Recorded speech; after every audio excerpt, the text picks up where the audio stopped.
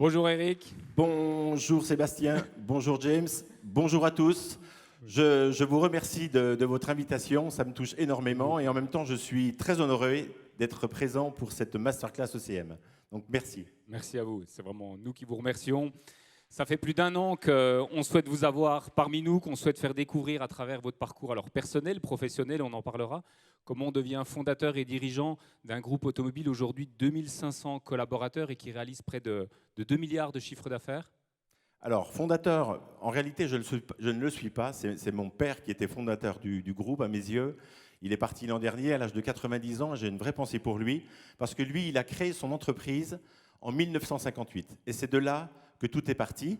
Et en même temps, il m'a, avec mes parents, ma maman, inculqué des valeurs qui, pour moi, sont vraiment fondamentales. Et ces valeurs, si vous permettez, je voudrais les mettre en avant pour commencer parce que, pour moi, elles sont très importantes. La première des valeurs que j'ai développée en même temps que j'ai développé le groupe qui est constitué, c'est l'humain. Parce que l'humain, ce sont les hommes et les femmes dans l'entreprise. Ce sont des relations qui sont étroites. J'ai à chaque fois beaucoup de plaisir lorsque je vais dans les concessions, je prends le temps de voir chaque collaborateur. Il est important que je les connaisse, il est important qu'ils me connaissent. Et nous avons une relation qui est faite avec bien évidemment beaucoup de compétences dans l'entreprise, mais en même temps du respect et de la reconnaissance dans la relation. La deuxième des valeurs qui pour moi est fondamentale, c'est l'engagement. L'engagement, il y en a beaucoup. L'engagement, c'est beaucoup de travail. Et en même temps, dans le groupe Chopard, on met beaucoup de bon sens à tout ce que l'on fait. Le bon sens pour nous, généralement, ça nous aide à prendre nos décisions. On essaie d'être dans l'anticipation. Alors, ce n'est pas toujours facile. Hein. Je reconnais qu'en ce moment, anticiper l'avenir n'est pas évident. Mais en tout cas, c'est ce qui nous guide. On évite de faire du mimétisme avec ce que font nos voisins. Bien évidemment, on s'informe, mais on se fait notre propre idée de ce que l'on fait. Et la troisième des valeurs, c'est l'excellence. L'excellence, moi, les marques nous challengent en permanence sur les parts de marché. On est compétiteur et quand on réussit des objectifs, franchement, on se sent bien, c'est plaisant, on s'épanouit et ça pour moi c'est vraiment quelque chose de fondamental. Bien évidemment, tout ça en étant à chaque fois très humble par rapport à l'avenir et par rapport à ce que l'on vit. C'est comme ça que ça se définit. Alors on voit cette incroyable lucidité aujourd'hui sur la direction d'une entreprise, mais si on revient un peu en arrière et qu'on revient au garage Simca de Morteau, je crois que c'est là que tout a débuté. Voilà, alors moi c'est très simple, on voit l'image, effectivement mon enfance c'est Morteau. Je suis né il y a 62 ans dans une famille automobile, mes parents étaient concessionnaires Simca. Donc quand vous êtes dans une famille automobile, vous vivez au rythme de cette famille, dans une concession qui vend de l'essence à l'époque, il y avait une station-service, qui vend des pièces de rechange, qui répare des voitures et en vend. Et donc du coup, au travers de mon parcours, de ma jeunesse, pendant ma scolarité, j'ai été amené, par exemple, quand j'étais au collège, à faire le pompiste pour aller chercher des étrennes. C'était sympa à l'époque. Il n'y avait pas de distributeur de carburant qui était automatique. Parfois, un peu plus tard, au lycée, je me souviens également avoir fait des séjours dans les ateliers pour également améliorer mon quotidien. Et donc, on découvre la mécanique, la carrosserie. Et je me rappelle de mon année des 18 ans. J'étais un garçon un peu turbulent. Et cette année-là, j'étais pas fier de moi parce que j'ai eu un accident de voiture qui était important. Heureusement, pas de dégâts corporels, mais j'ai plié la voiture, mais complet. Quand je vous dis complet, elle était morte. Et on n'est pas fier quand on a ce type d'expérience. Et je me souviens toujours de l'image de mon père qui m'avait dit « Écoute Eric, tu as cassé la voiture, maintenant tu vas la réparer ». Donc il avait commandé une caisse complète à côté qui était vide, en me disant, voilà, tu vas passer tes vacances à transférer la mécanique de l'un sur l'autre. Et vous savez, quand on vit ce genre de situation, ça donne la valeur de travail, on n'a rien sans rien. Donc ça, c'est quelque chose dont je me rappelle très bien.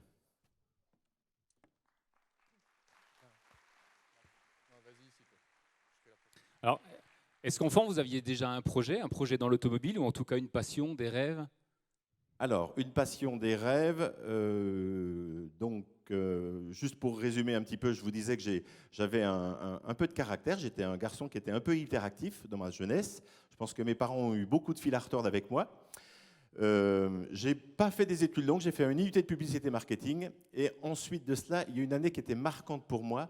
J'ai fait les chasseurs alpins à Grenoble. Et là, je peux vous dire que j'ai appris ce que c'était que l'endurance et la ténacité. Ça, c'est quelque chose dont je me rappelle très très bien.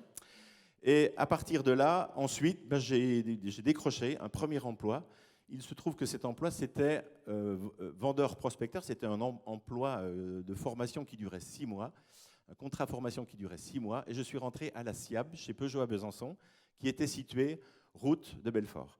Et donc, du coup, j'y suis resté pendant 3 ans parce que les résultats étaient probants. Alors, à l'époque, on n'avait pas de marketing. Hein. Pour vendre des voitures, on avait des petites fiches, et puis on partait le matin, on prenait la rue de Belfort, porte à porte, et on enquillait toutes les portes. Ça se passait comme ça, on voyait à peu près 50 clients par jour, et au final, encore une fois, on arrivait à vendre entre 15 et 20 voitures par mois. Donc ça, c'était une expérience qui était vraiment positive. En 1984, vous vivez une chose pas facile, vous quittez la plus belle région de France, le Haut-Doubs, pour vous installer à Dole, puisque votre papa, je crois, reprend une concession à Dole.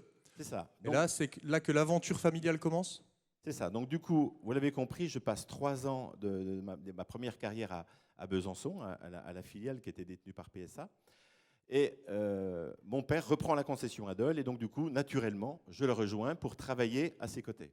J'ai une sœur et un frère qui ne travaillent pas dans l'automobile, qui eux ont choisi de suivre des carrières sur Paris, notamment dans les RH et dans l'immobilier. À cette époque-là, donc, lorsque j'arrive à Dole, j'ai 24 ans. Il se trouve que mon patron, c'est mon père. Je l'ai en face de moi tous les matins. Je suis vendeur, je connais bien la gamme Peugeot puisque j'ai appris mon métier à Besançon. Et donc, du coup, on va vivre 11 années ensemble, côte à côte, avec une évolution à tous les postes de l'entreprise. Je suis responsable véhicule d'occasion, je deviens chef des ventes. Et clairement, c'est une expérience très positive qui m'a permis de prendre de l'autonomie, de l'assurance et d'apprendre encore un peu mieux mon métier. Donc vous vivez l'expérience en famille, et puis quelques années après, le papa prend la retraite, et finalement, il vous cède la concession. Comment ça se passe concrètement ? Alors concrètement, c'est important d'en parler parce que c'était un moment qui était assez incroyable. Donc vous êtes dans une affaire familiale. Mon père avait l'habitude chaque année d'organiser des pots de fin d'année, des pots au moment de Noël. Et je me souviens de cette année, nous sommes en 95 en décembre, il annonce à tout le personnel qu'il a décidé de prendre sa retraite et donc il confiait les rênes de l'entreprise, qu'il me confiait les rênes de l'entreprise. Alors, il m'avait prévenu quelques jours avant, hein, je vous rassure, mais pas beaucoup en avance quand même. Et donc du coup, il annonce cela à tout le monde, je suis présent, et en moi-même, je me dis, le connaissant, parce que lui, c'était sa vie, hein, vous imaginez, il est à Morteau, il a fait son premier garage. En moi-même, je me dis, je vais le revoir lundi, c'est juste pas possible.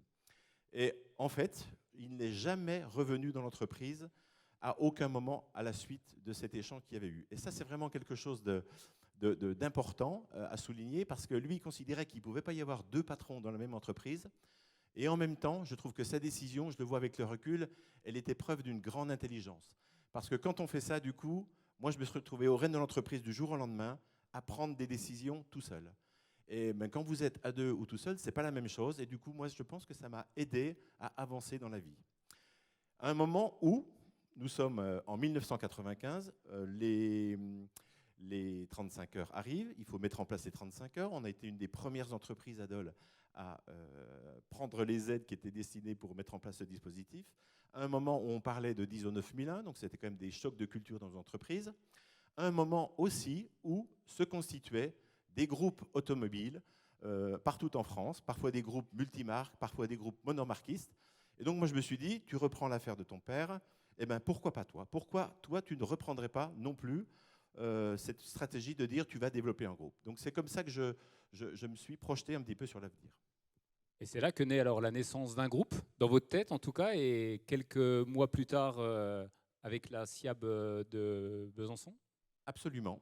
Il y a eu plein d'étapes, on ne va pas passer toutes les étapes, mais je voulais vous parler de quelques étapes. La reprise de Peugeot à Besançon, c'était quand même quelque chose de formidable, d'incroyable. D'abord parce que c'est l'entreprise dans laquelle 18 ans auparavant, j'avais appris mon métier, donc ça c'était quand même assez incroyable.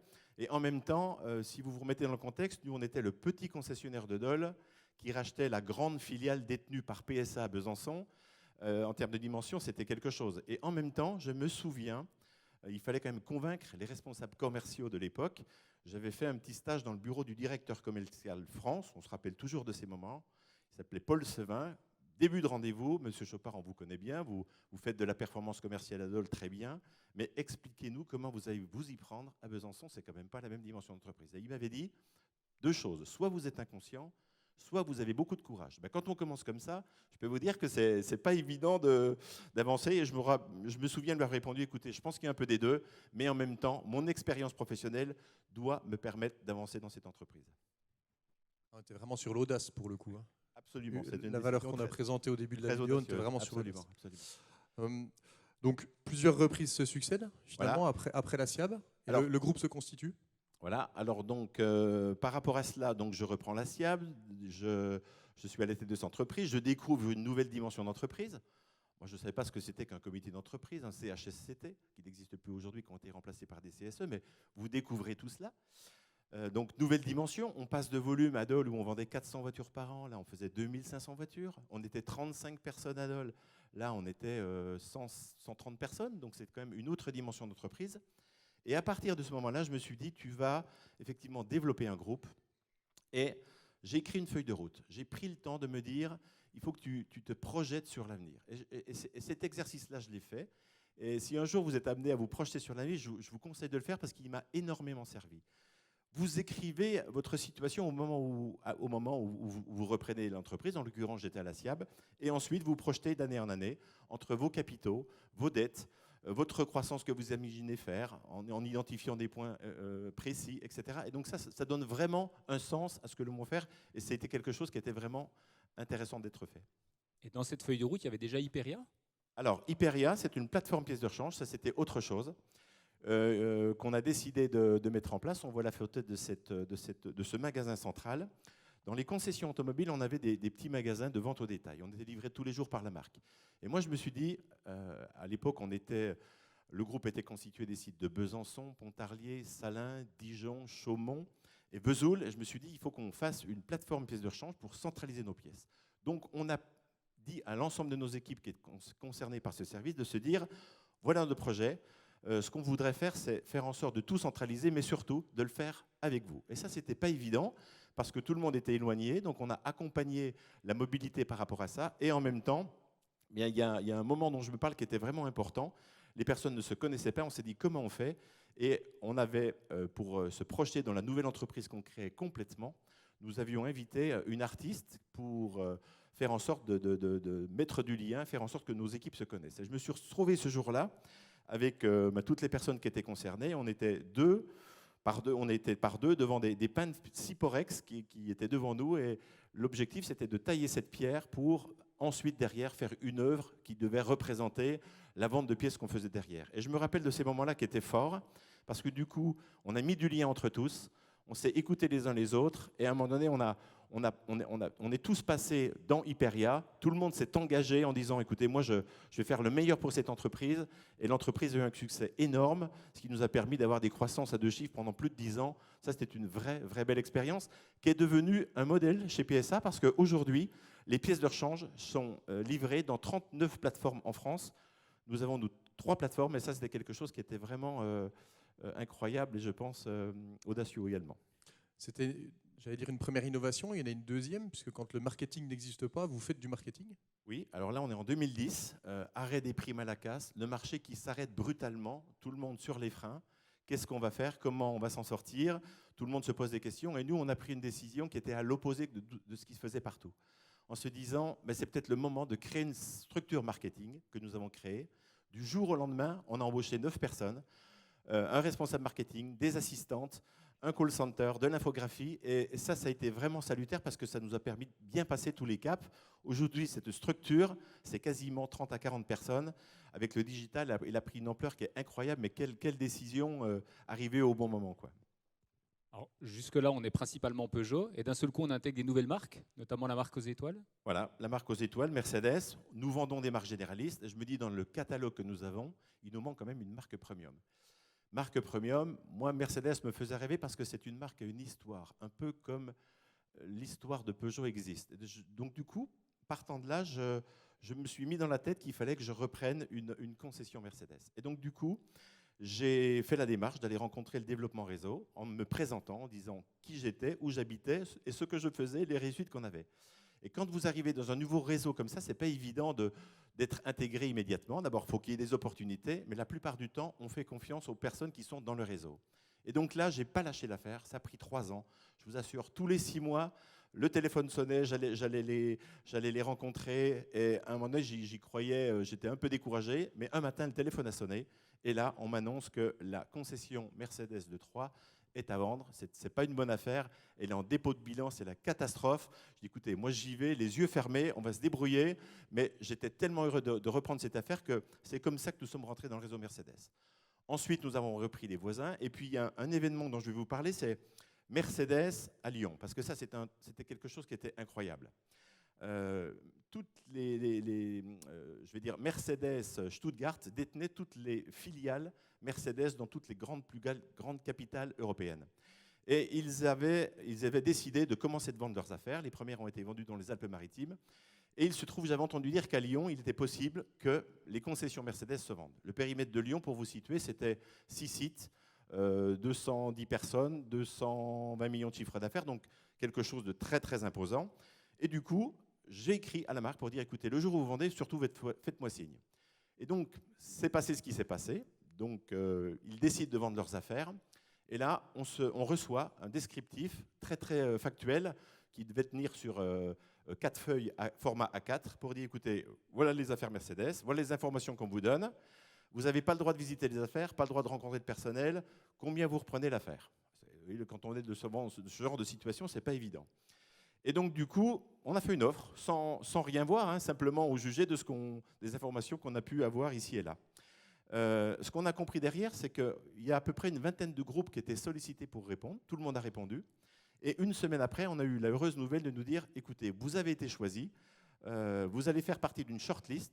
Cette shortlist, elle est constituée de 5 groupes qui veulent reprendre Lyon. Et par rapport à cela, il y a eu tout un process qui s'est défini entre le mois de juin et le mois de novembre pour permettre de se positionner par rapport à cette affaire. C'était un challenge qui était incroyable.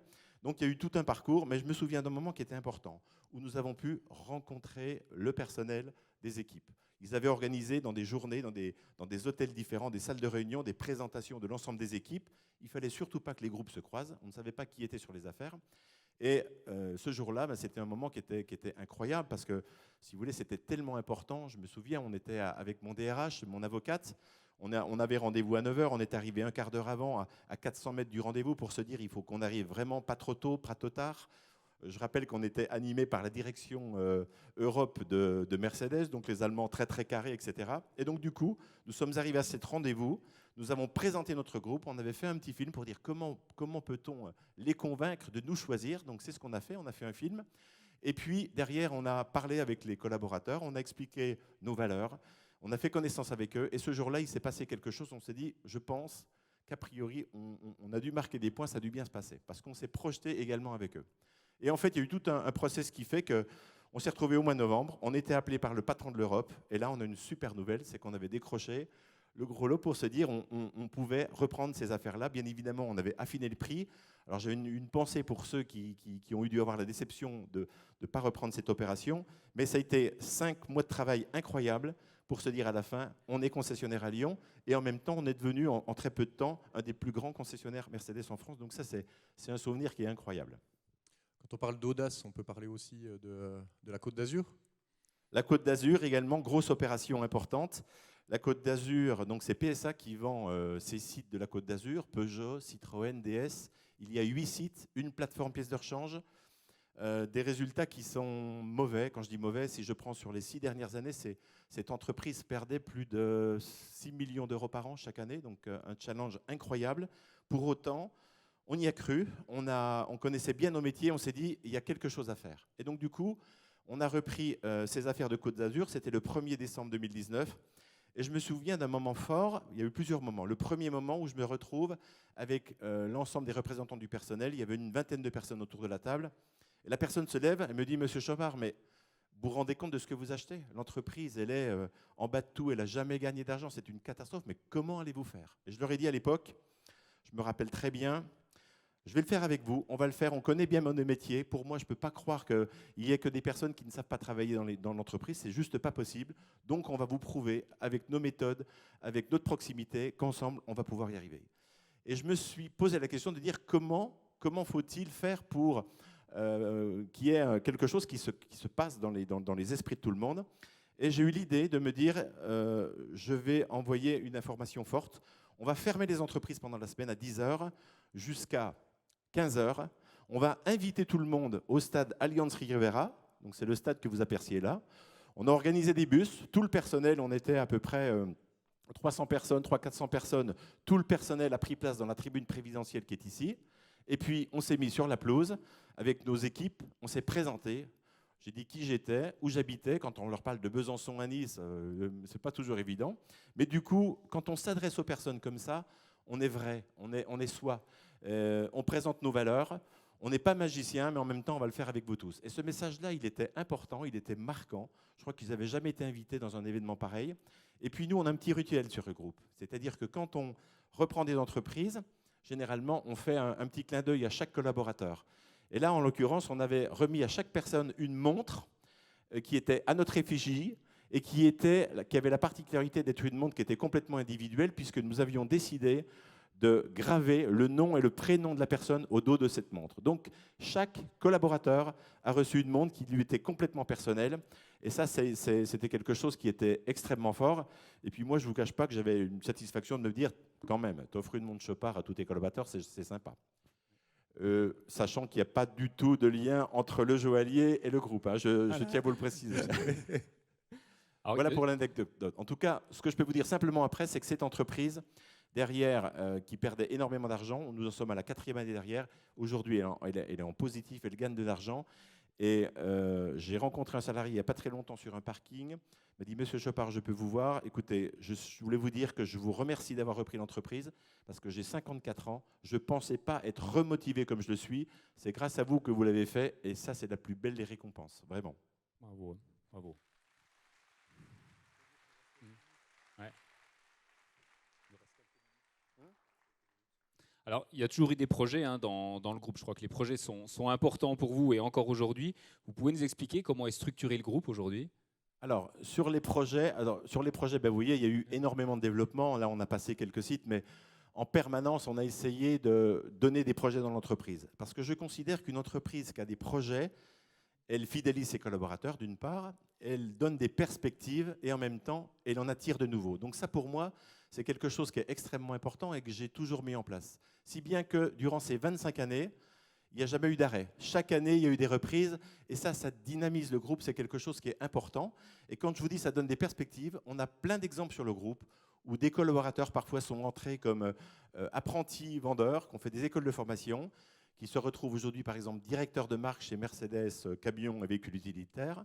Je connais également un garçon qui, de la même manière, est rentré comme vendeur. Aujourd'hui, est patron d'un site, en l'occurrence j'ai Pontarlier en tête, et j'en ai plein d'autres. Je pense également à un garçon qui était responsable clientèle à l'après-vente, qui chapeaute maintenant tous les après-ventes, une secrétaire facturière qui est avec nous depuis très longtemps, qui fait partie du comité exécutif, 6 personnes.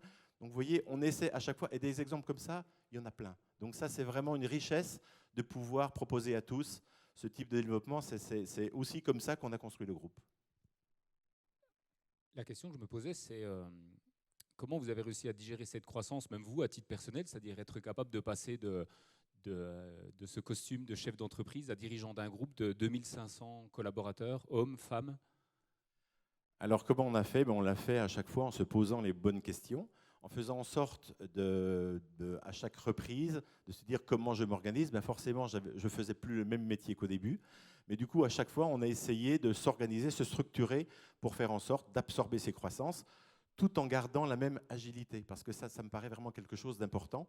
Aujourd'hui, on est un peu plus nombreux, on est 2600, 2700 collaborateurs, mais j'ai le sentiment de ne pas être beaucoup plus nombreux qu'au départ, parce qu'il y a du lien, parce qu'il y a de la réactivité, et ça, je pense que c'est une force grâce à l'ensemble de nos équipes qui sont présentes, et grâce aussi à une chose, c'est que quand on embauche nos personnels, ce qu'on met en avant à chaque fois, c'est le savoir-être. Il y a certes le niveau de formation qui est important, il y a également bien évidemment l'expérience, mais pour nous le savoir-être, c'est quelque chose qui nous parle. Quand on a des personnes qui sont en face de nous, qui ont envie, qui y croient, clairement on les accompagne, on les forme, et c'est donc comme ça qu'on accompagne le développement du groupe. Je vais donc, encore une fois, je pense que le moment est venu d'appeler à mes côtés mon fils Quentin, qui va nous rejoindre. Je ne sais pas s'il va danser. Non ? Il n'y a pas de musique. Bonjour à tous, ravi d'être avec vous. Merci en tout cas, merci papa. Et puis en tout cas, bravo par rapport à tout ce que tu as pu faire pendant ces 30 dernières années. Je suis admiratif, bon, ça tu le sais. Je suis également tombé dans la marmite quand j'étais petit. Et aujourd'hui, j'ai le plaisir, j'ai vraiment une chance de travailler avec toi, de grandir au quotidien pour justement perpétuer cette belle histoire en tout cas qui est en train de s'écrire. Ce que je peux dire, c'est que depuis 1995, le groupe s'est essentiellement développé dans l'automobile, avec les marques généralistes, des marques premium, des marques de luxe.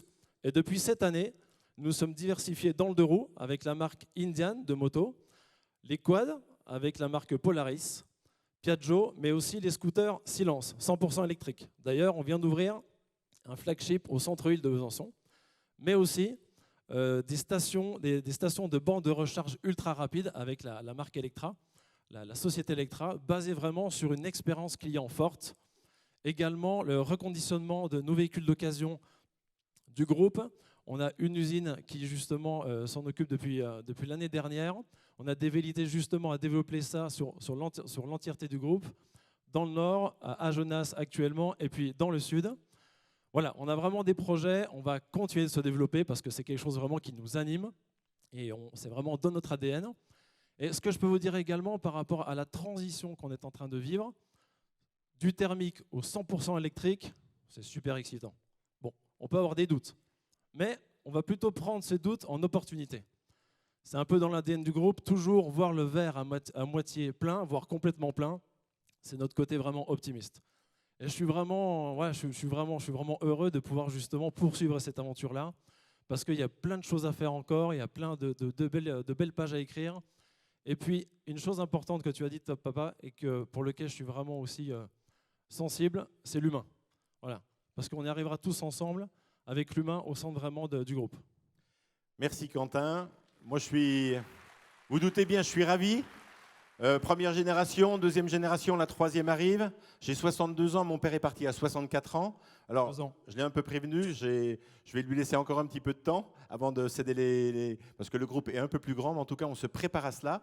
Et ce qui est important que je dise pour finir, c'est que moi, ce que j'ai choisi, c'est de faire en sorte que le groupe reste en Franche-Comté. Le siège du groupe est basé à Besançon. Vous avez vu que dans le développement, on est jusqu'à Nice. On aurait pu se dire, finalement, on va se développer ailleurs. Et moi, je n'oublie pas d'où je viens. Je n'oublie pas mes racines. Ça, c'est important. Notre siège, il est basé à Thémis. On a 220 personnes qui travaillent sur place, 2000 m². On va déposer un permis de construire pour construire un nouveau siège de 4000 m². Donc, il y aura des opportunités, il y aura de la place pour continuer d'avancer. Et ça, c'est quelque chose qui est vraiment très, très important. Et la dernière chose, je vais dire, parce que le temps est compté, voilà, c'est que nous sommes un groupe certifié Great Place to Work. Nous mesurons la qualité de vie au travail. Pour nous, il est important que chaque collaborateur s'épanouisse dans ce qu'il fait. Aujourd'hui, nous sommes le 6e meilleur groupe français, catégorie 15-102 500 salariés, dans lequel on dit qu'il fait bon travailler. Donc ça, c'est quand même, à mes yeux, extrêmement fondamental et permet à l'avenir d'avoir de la sérénité.